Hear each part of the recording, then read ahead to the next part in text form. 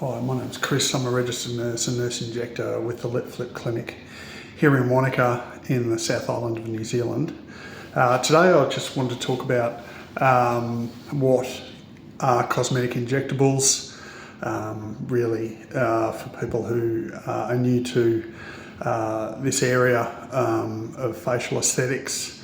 And I'm actually just going to talk from the board behind me, which is in my room here. And so there are three different types really that a nurse injector provides, or an injector. It could be a doctor, it could be a dentist. And the first thing is anti-wrinkle treatment. So anti-wrinkle treatment, you'd think it could cover the whole or everything to do with cosmetic injectables, but actually it refers to the muscle relaxants. And the idea is that it reduces fine lines on the face and on the neck. Some of the brands that you'll be well aware of and you would have heard of are Botox, Xeomin and Dysport. There's a few of the main brands, and it's where botulinum toxin is used, and hence that's where the brand name Botox I think comes from. And it's the most common term probably used, even though it is a brand name, used for anti-wrinkle treatment. The next one is our skin boosters. And the idea with skin boosters is what they do is they improve the amount of elastin and collagen in the face and neck.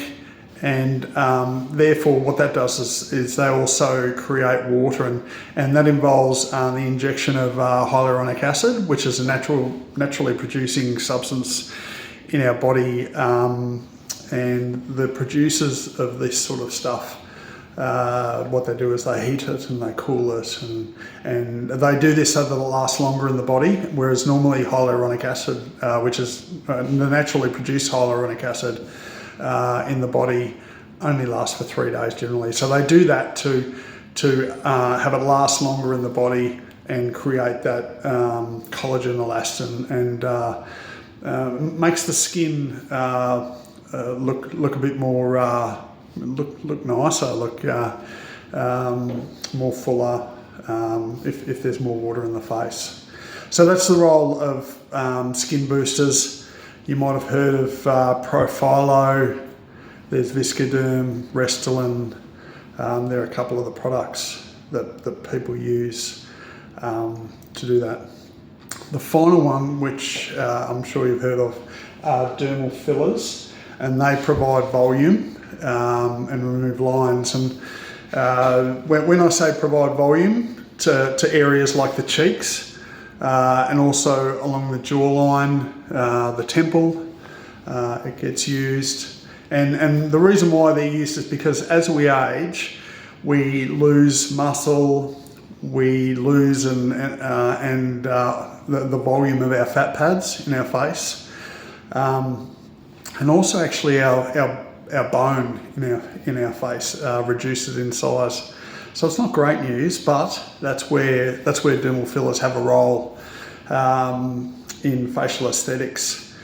And just looking at overall recreating that volume in those main areas.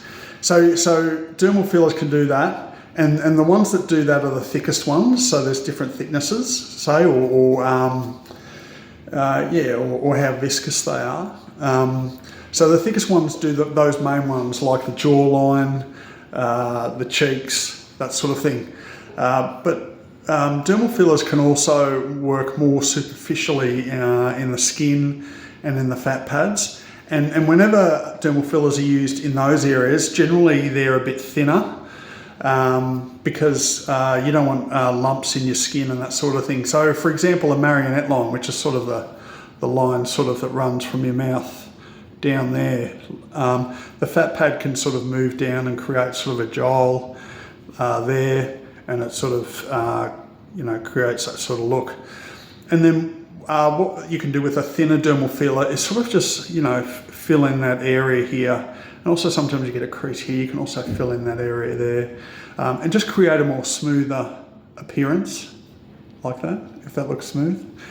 So they're the three areas that cosmetic injectables work.